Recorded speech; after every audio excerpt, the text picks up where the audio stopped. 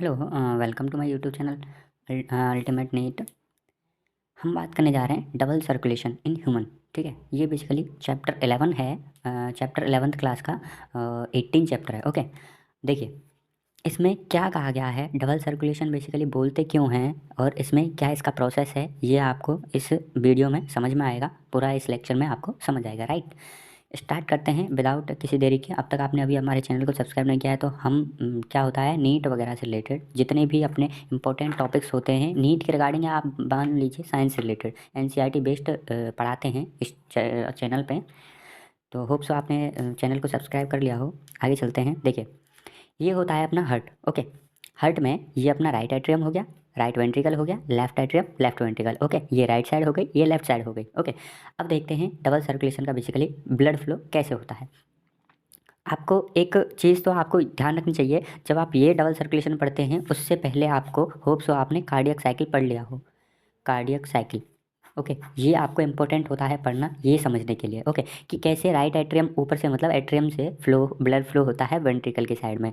अब हमारे पास ओनली ये है कि ब्लड फ्लो हो चुका है। ठीक है, अंदर से ये ब्लड फ्लो हो रहा है। ठीक है, हम अंदर से बात नहीं करेंगे कि डायस्टोल अवस्था में है या सिस्टोल अवस्था में होते हैं, या फिर इसमें जो अपने सेमिनुलर वॉल्व हैं वो ओपन है क्लोज हैं, वो बात नहीं करेंगे अपन। ठीक है, क्योंकि वो कार्डियक साइकिल में आप पढ़ चुके हैं। ओके, बात करते हैं। देखिए क्या होता है, सबसे पहले जो लेफ्ट वेंट्रिकल होता है, लेफ्ट वेंट्रिकल की जो भित्ति होती है वो सबसे बड़ी होती है, क्योंकि क्यों उसको ब्लड फ्लो करना होता है पूरी बॉडी में, ये अपने बॉडी या टिश्यू। ठीक है, तो यहाँ से मान लीजिए ऑक्सीजनेटेड ब्लड, क्योंकि आपको पता है वेंट्रिकल से अपना ऑक्सीजनेटेड ब्लड आता है। ठीक है, तो ये हो गया ऑक्सी ऑक्सीजनेटेड, ये हो गया ऑक्सीजनेटेड ब्लड। ठीक है, लेफ्ट वेंट्रिकल से अपना ऑक्सीजनेटेड ब्लड आता है, किस में आता है, बॉडी टिश्यू सेल्स में। ओके, बॉडी टिश्यू सेल्स में लेफ्ट वेंट्रिकल से ऑक्सीजनेटेड ब्लड आता है via aorta. Via aorta left ventricle से अपना ऑक्सीजनेटेड ब्लड आता है एओर्टा के थ्रू बॉडी टिश्यू और सेल्स में। ओके, यहाँ क्या होता है, टिश्यूज में क्या होता है, O2 इनटेक, मतलब कि उसमें से O2 को लिया जाता है। उस ऑक्सीजनेटेड ब्लड से O2 को लिया जाता है, कोशिकाओं के द्वारा श्वसन किया जाता है, उससे रेस्पिरेशन किया जाता है एंड CO2 रिलीज, और CO2 को उस ब्लड में रिलीज कर दिया जाता है। ओके, तो बेसिकली अब जो यहाँ से ब्लड वापस जाएगा, जो वेन्स के थ्रू जाता है, ठीक है, पर जो अपनी वेन्स के थ्रू जाता है, तो इसमें क्या हो गया, डीऑक्सीजनेटेड ब्लड, डीऑक्सीजनेटेड ब्लड।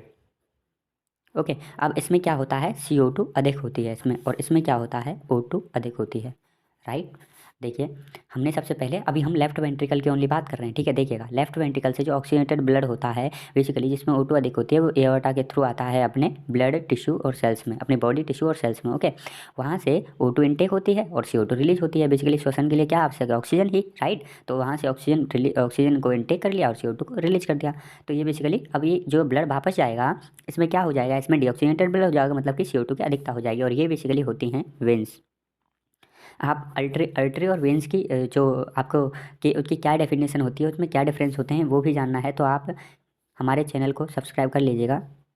अर्टरी और वेन, ओके, डिफरेंस क्या क्या डिफरेंस है, और कार्डियक साइकिल भी हमारे चैनल पर डला हुआ है। ठीक है, आगे चलते हैं। देखिए अभी ये डीऑक्सीजनेटेड ब्लड डायरेक्ट कहाँ जाता है, राइट एट्रियम में। ओके, ध्यान रखिएगा, राइट एट्रियम, और राइट एट्रियम बेसिकली डीऑक्सीजनेटेड। आप ध्यान रखिए, राइट साइड, जो भी राइट साइड है, राइट साइड है अपनी CO2 वाली, और लेफ्ट साइड है O2 वाली।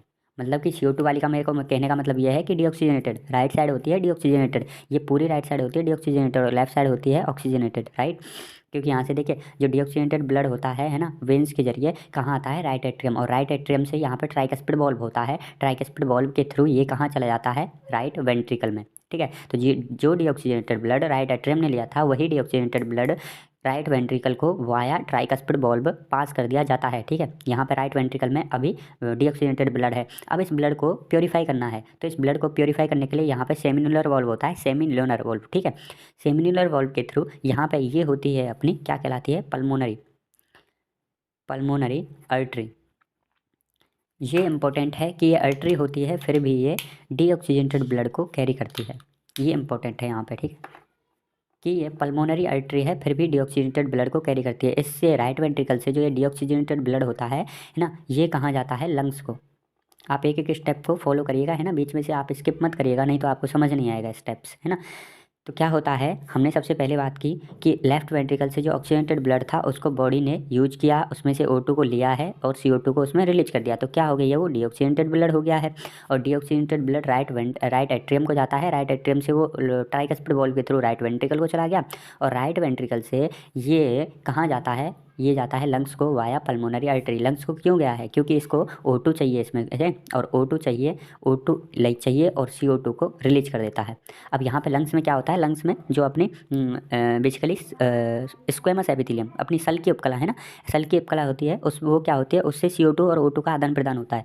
तो उसमें से जो वायुमंडलीय O2 होती है, जो एटमॉस्फेरिक O2 होती है, उसको वो इनटेक कर लेते हैं अपना ब्लड, और CO2 को रिलीज कर दिया जाता है। तो बेसिकली अब जो ये ब्लड हो गया, ये क्या हो गया, ऑक्सीजनेटेड, ये क्या हो गया, ऑक्सीजनेटेड ब्लड हो गया। ओके, और ऑक्सीजनेटेड ब्लड कहाँ आता है, ये आती है अपनी पल्मोनरी वेन, और 4 पल्मोनरी वेन्स होती हैं, पल्मोनरी वेन। ओके, तो ये भी एक इम्पोर्टेंट पॉइंट है कि जो पल्मोनरी वेन होती है, ओनली वही ऐसी वेन होती है जो कि ऑक्सीजनेटेड ब्लड, मतलब वेन्स का जनरली इन जनरल ये काम होता है कि वो डीऑक्सीजनेटेड ब्लड कैरी करती हैं, लेकिन यहाँ पे पल्मोनरी वेन है जो कि ऑक्सीजनेटेड ब्लड को कैरी कर रही है। ओके, तो यहाँ से पल्मोनरी वेन ब्लड को कहाँ लेके आ जाती हैं, लेफ्ट एट्रियम में। ओके, लेफ्ट एट्रियम में ऑक्सीजनेटेड ब्लड आ गया। अब लेफ्ट एट्रियम से जब कॉन्ट्रैक्ट अपना सिस्टोल के टाइम पे ये वेंट्रिकल से कहाँ चला जाता है, अपना लेफ्ट वेंट्रिकल में, एट्रियम से वेंट्रिकल में। और ये भी बता दूं कि आपको ये बेसिकली कार्डियक साइकिल में समझाया जाता है, जो 7% प्रोसेस होती है भरने की एट्रियम से वेंट्रिकल, वो पैसिव होती है। ओके, और 30% जो प्रोसेस होती है वो एक्टिव होती है। ओके, यहाँ से है ना, वो अपना कार्डियक साइकिल में मैंने डिटेल में समझाया हुआ है, तो आप एक बार उस वीडियो को भी देख लें, ठीक है। तो 7% पैसिव हो गई, 30% एक्टिव हो गई। अब ये दोनों अपने पास डबल सर्कुलेशन क्यों बोला, क्योंकि देखिए एक सर्कुलेशन अपना ये हो गया हार्ट से बॉडी टिश्यू और वापस से हार्ट, एक सर्कुलेशन कंप्लीट। सेकंड सर्कुलेशन हो गया हार्ट से लंग्स, लंग्स से हार्ट। तो इसको देखिए, जो 2 सर्कल बन रहे हैं इसको बेसिकली डबल सर्कुलेशन बोला जाता है। अब देखिए, अब आपके इसके नाम भी होते हैं, ठीक है, जिसको बेसिकली दैहिक मतलब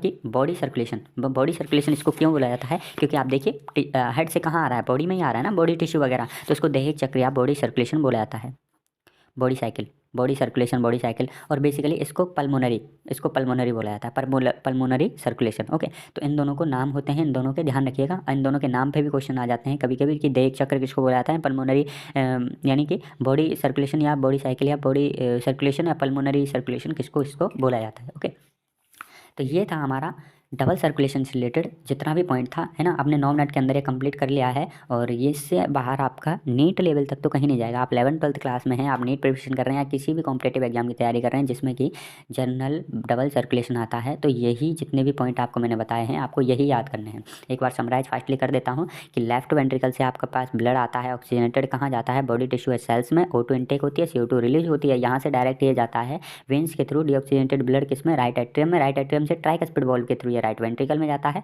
और राइट वेंट्रिकल से पल्मोनरी आर्टरी, जो इंपॉर्टेंट है, पल्मोनरी आर्टरी के थ्रू ये लंग्स में जाएगा, ऑक्सीजनेटेड होगा, O2 लेगा, CO2 रिलीज कर देगा आउटर एनवायरनमेंट में, और ये ऑक्सीजनेटेड ब्लड लेफ्ट एट्रियम में आता है वाया पल्मोनरी वेन, और ये डाइकस्पिड या मिट्रल वॉल्व बोला जाता है इस वॉल्व को, ठीक है, लेफ्ट एट्रियम और वेंट्रिकल के मध्य, इससे फिर ये वापस से वही प्रोसेस फिर से फॉलो हो जाता है अपना, तो ये सर्कुलेशन होता रहता है। ओके, आई होप आपको ये पूरा समझ में आया होगा।